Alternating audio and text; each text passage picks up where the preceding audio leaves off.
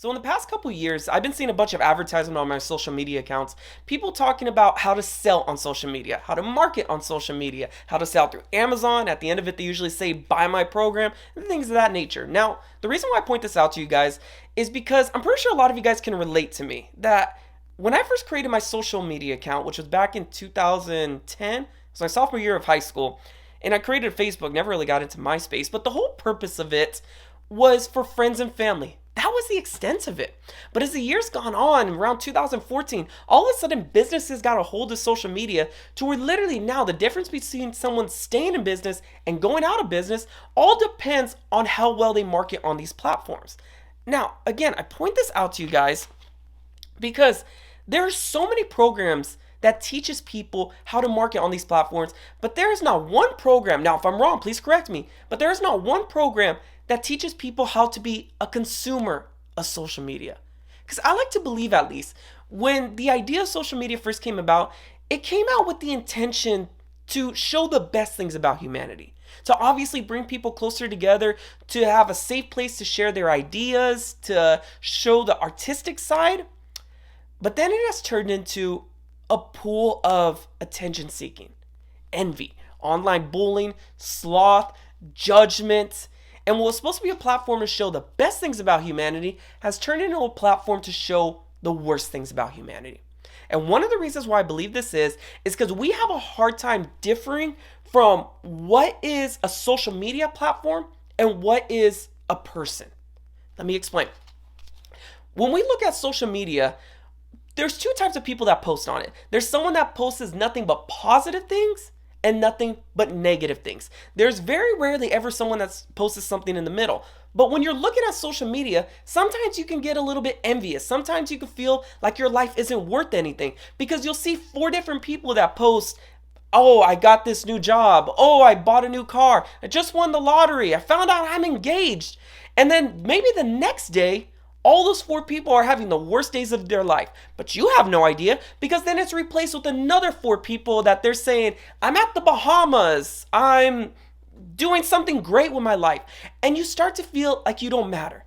And like I said, you get a little envious because you're looking at a Facebook, Instagram account, you're not looking at the real person.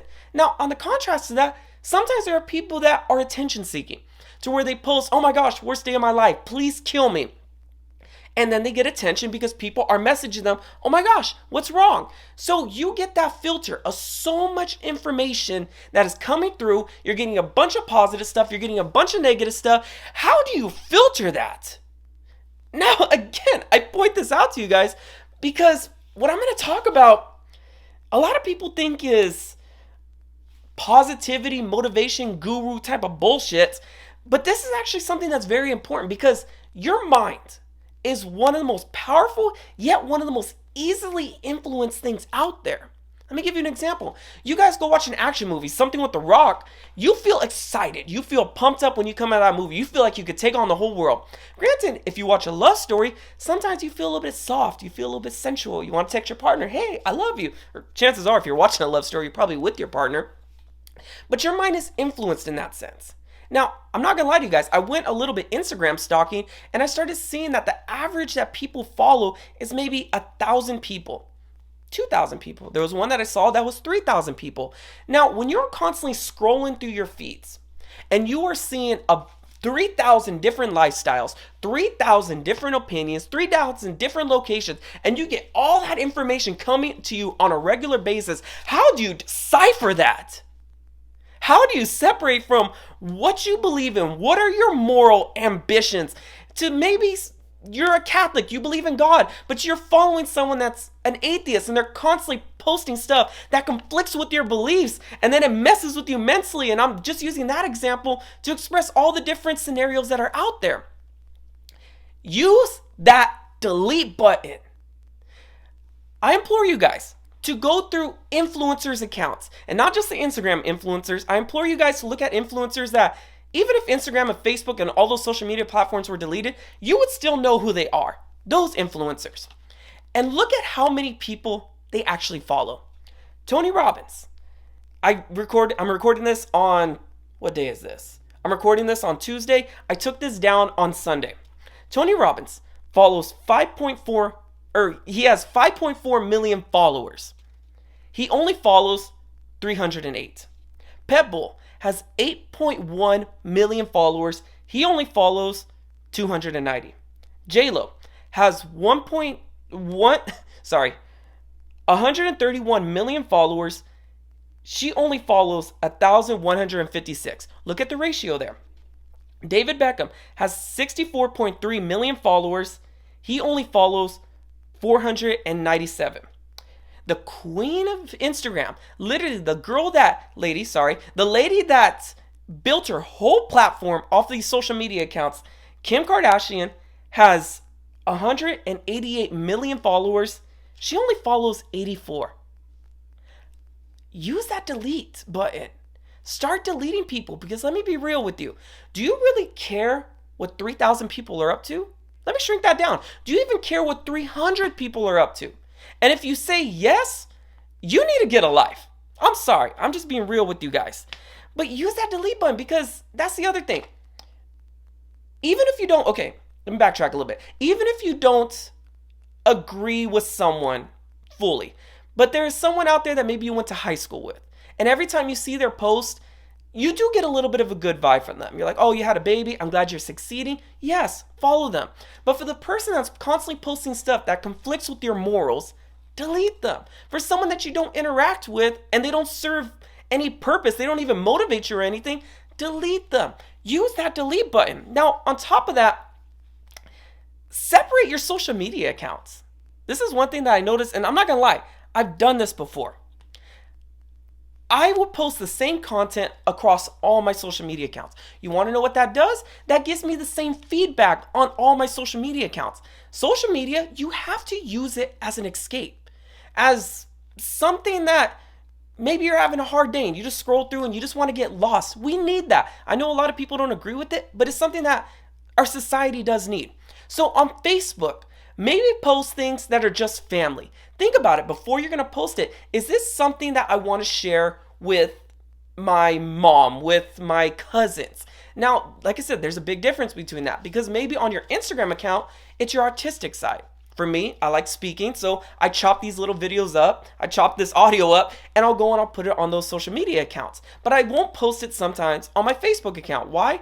Because I know my family doesn't want to see me doing this, but maybe I have an audience out there that would want to see me doing this on Instagram. Separate it. Now, on Twitter, I have a really hard time getting political. But if you're going to get political, do it again, like I said, on one platform, to where Twitter is my opinions, my idea. That's where I get a lot of my information from. So I know if I'm going into my Twitter, I'm expecting a harsh type of audience. If I go into my Instagram, I'm expecting an artistic audience. If I go into my Facebook, I'm expecting a family audience. So break it up in that sense. And for me, like I said, one of the reasons why I use, at least Instagram, this is the main one that I use it for, I use it for motivation.